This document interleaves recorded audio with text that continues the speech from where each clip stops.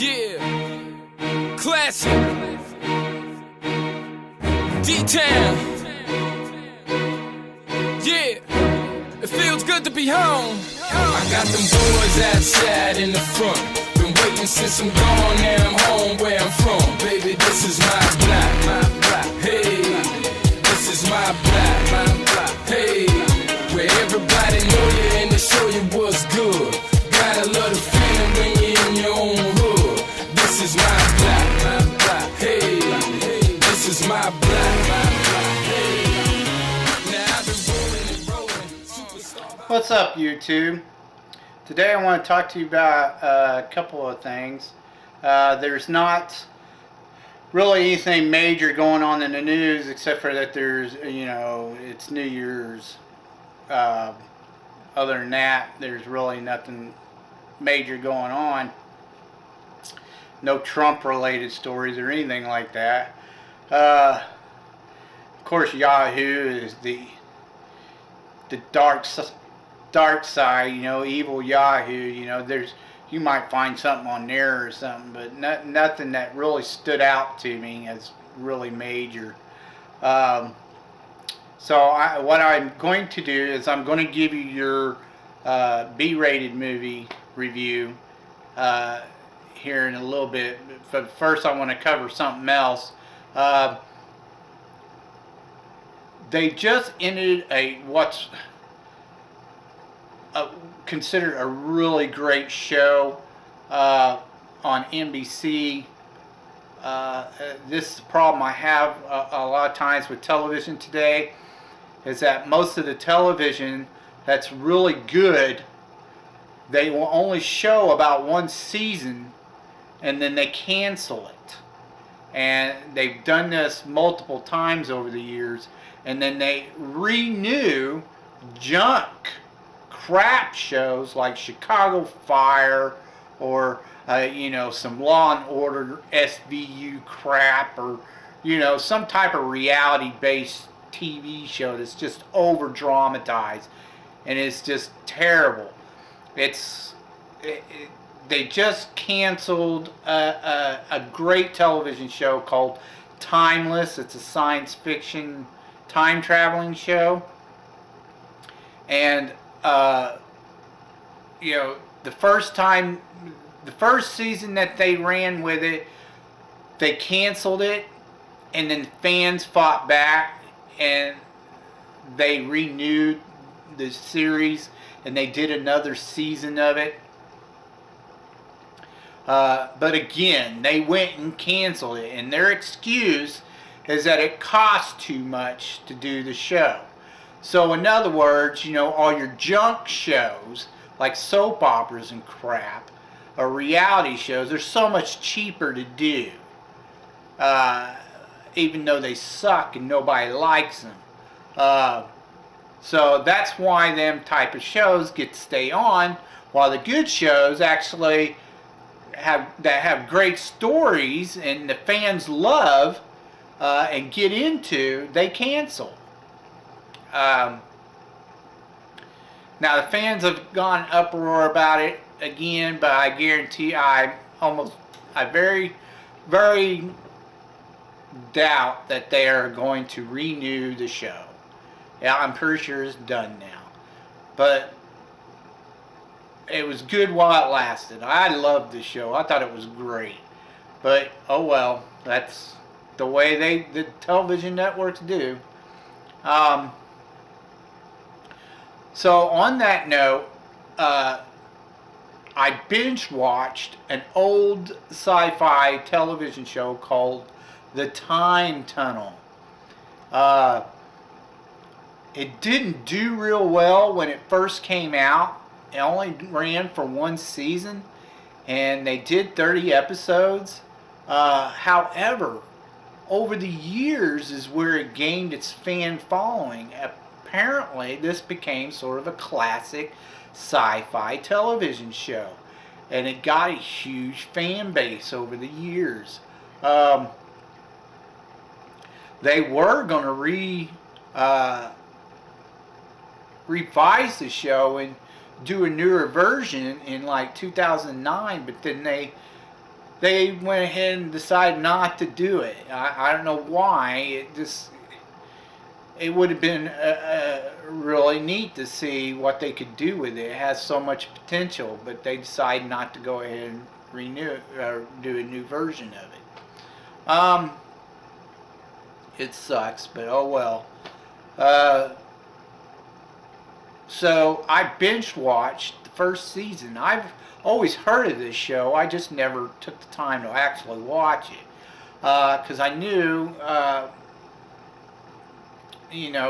the graphics on it weren't going to be all that great. I'm not so much worried about the graphics though. So, I was afraid it wasn't going to be all that great.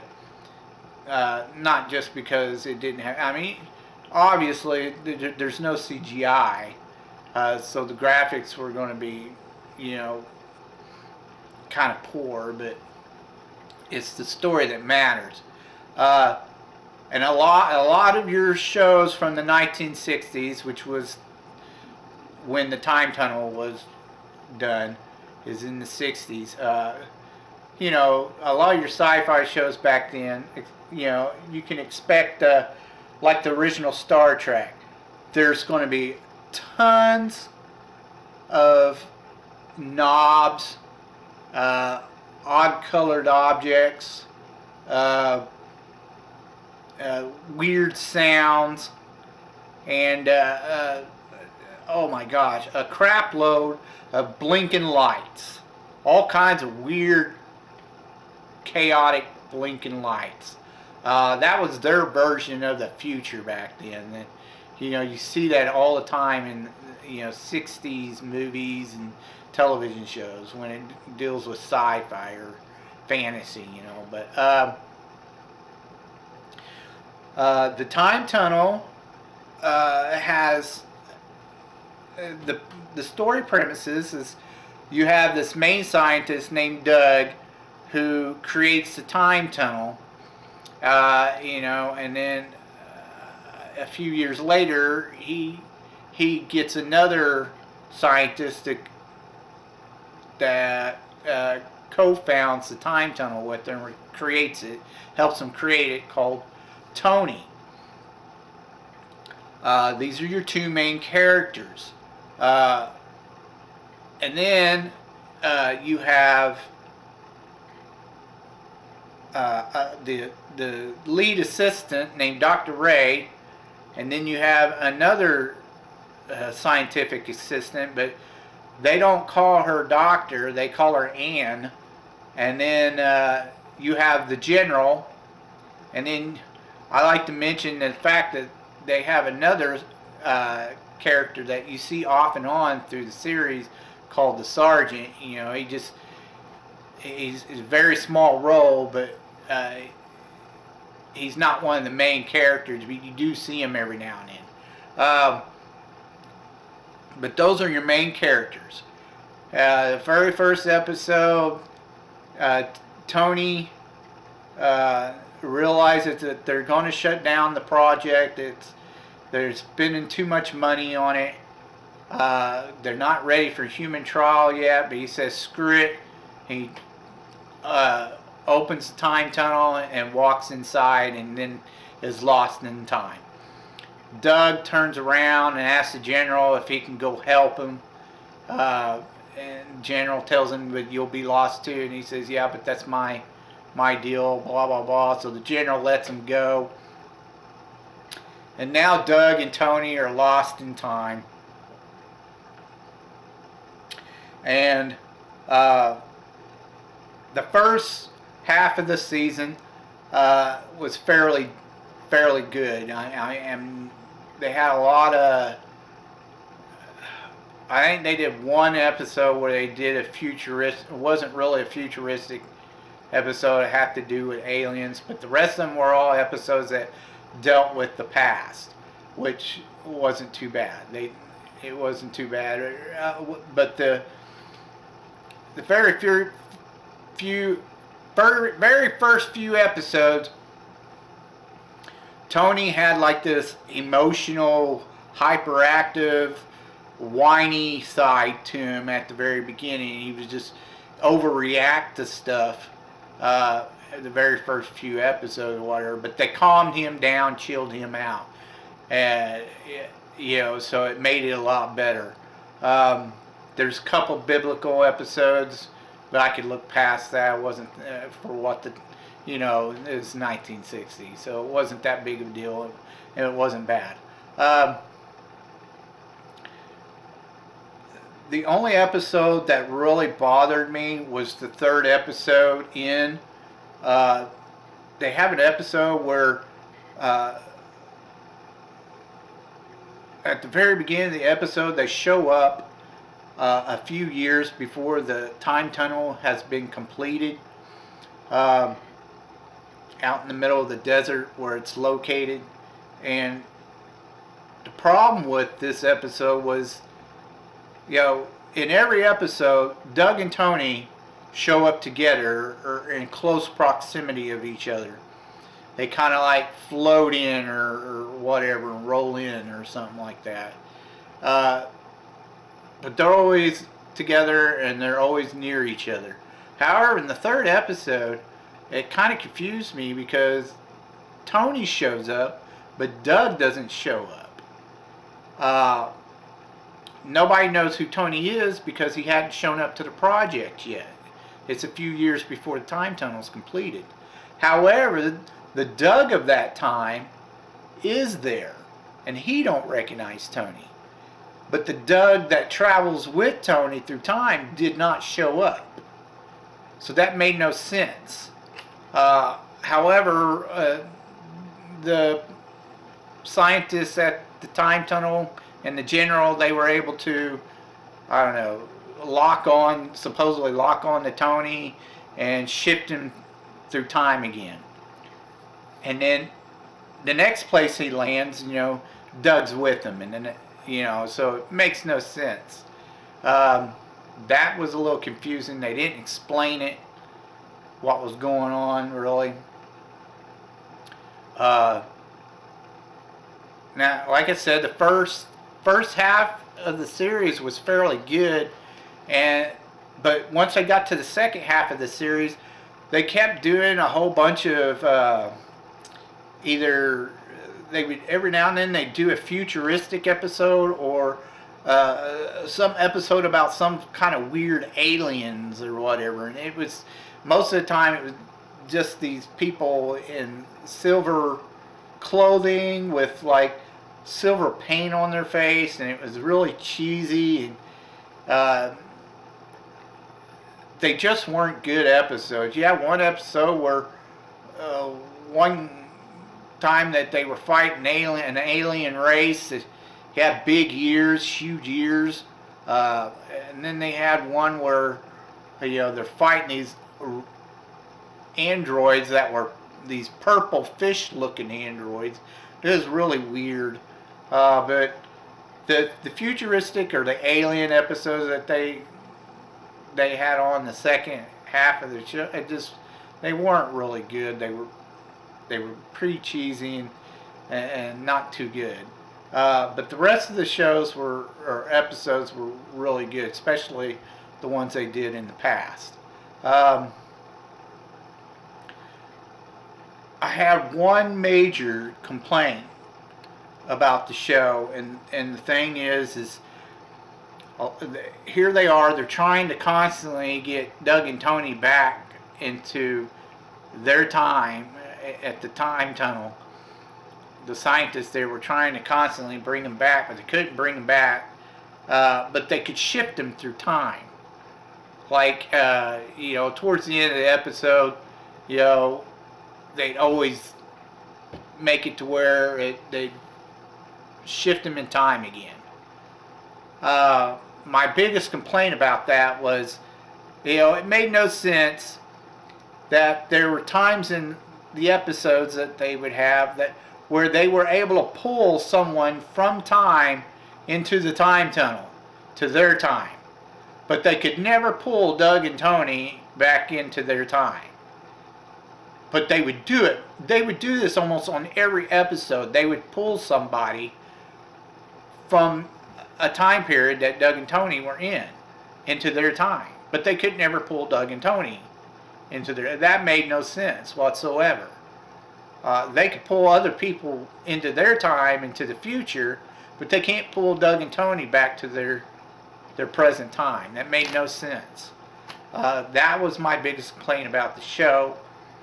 Other than that, the show was actually pretty decent for what it was in the time that it was done.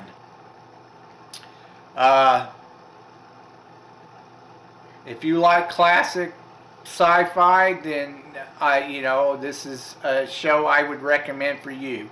It wasn't really that bad. It was alright for what it was. There were a couple parts I cringed on, just bad acting or, just silliness. Made no sense kind of on certain episodes, but other than that, it was a really good show, and I highly recommend it if you're into classic sci-fi. So give it a try. Alright, now on to the B-rated movie review. This time around, this week, I am going to be talking about an old 70s movie called The Time That Land, or the Land That Time Forgot. It's by Edgar Rice Burroughs, who wrote the book, and then they made it into a movie. Now you might know who that is. He did several books back in like the Isaac Asimov days.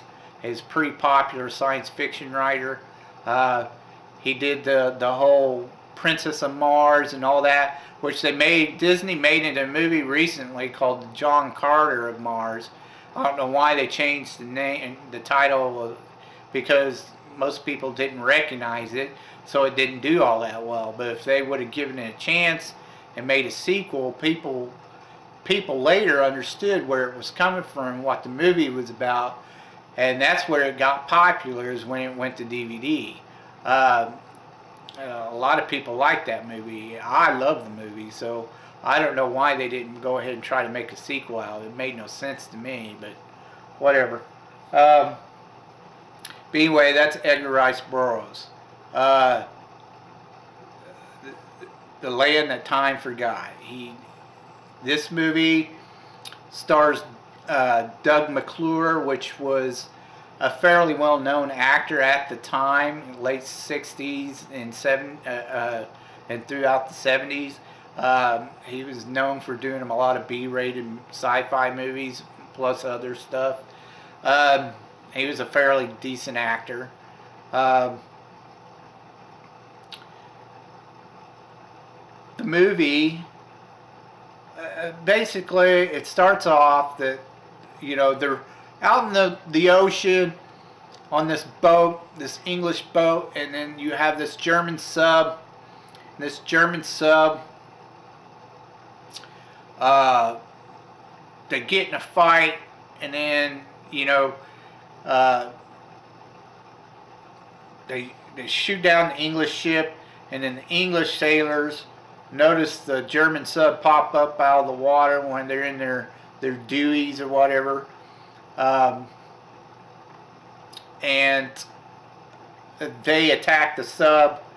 They get into the sub, and they take over the sub. The English sailors that are left from the ship, and they have a woman with them. She's like some a biologist or archaeologist or something like.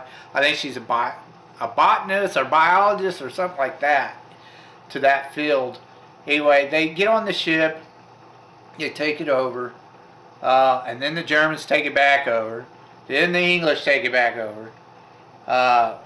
They notice that they're running out of oil. They're going to go down. They notice an island, which isn't on the maps. It's completely frozen, like they sailed too far south. But they see a cave, and they, through some miracle, they are able to navigate through this freaking tight-ass cave. And then they pop out like, like they just came out of a birth canal or something. but the outer island is all frozen, and then the inner part of the island, it's a huge island. The inner part of the island is all hot and like tropical. When they come out, they realize that there's like huge dinosaur-like, creatures all around. They get out of the sub, they go on the land, and they find crude oil, which they decide to refine and clean up so that they can use it to get back to wherever they're going to go, whether it's Germany or England or whatever, a neutral territory. They agreed on a neutral territory with the captain of the sub, the German captain of the sub, the English. They decided to make a truce. While they're there, they're attacked a couple of times by some of the dinosaurs, and they run across a group of like Neanderthals or Cro-Magnon men. They're able to capture one, and he shows them that they call each other by different names, each tribe, and they come to realize by testing the water or whatever, that if you keep going north on the island, it changes in stages from like the Cretaceous period to Triassic period, and so forth. It keeps going more forward in time, and it progresses that way until it gets up to a more modern version of man. And all these, these men they keep finding, these cavemen, are at different periods in time.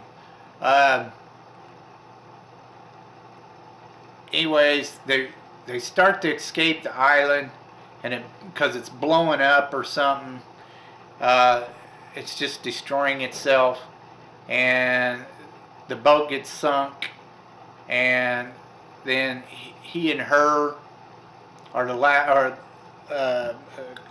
Doug McClure and the woman are the last ones left. They get left stranded on the island, and they decide to head north to the end of the island and, basically study the island as they're heading north, and that's basically the end of the movie. It was, for what it was back in the 70s, a 70s movie, it was a decent movie. It wasn't bad. If you can handle, some of the fact that, your graphics are not going to be CGI'd. You're going to have claymation dinosaurs and stuff like that. And the makeup on the cavemen aren't really the greatest, so if you're okay with classics, this is actually a fairly decent movie. I liked it. It wasn't bad. The acting wasn't really that bad at all. So, if you're into classic sci-fi or fantasy, this is definitely a movie you should give a chance and check it out if you have the time. I'd highly recommend it. If you have any suggestions, because I keep trying to find something that's, that I haven't really seen, that may be decent, but I know there's stuff out there I haven't seen. I really would like to try to watch. If you have something that you think, that's a decent movie from, that a gem that has been missed, from any. Hopefully it's from before 2000, because just about everything after 2000, most of the movies are not very good. It's very rare that I like anything after 2000 anymore. It's all gone to CGI instead of the story. But if you know a classic movie or a B-rated movie that that's fairly decent and you want me to give a review on it, then offer suggestions down in the comment box. Let me know what you would like me to review or watch and review. Other than that, I told you I'd tell you the truth, and you've just been told.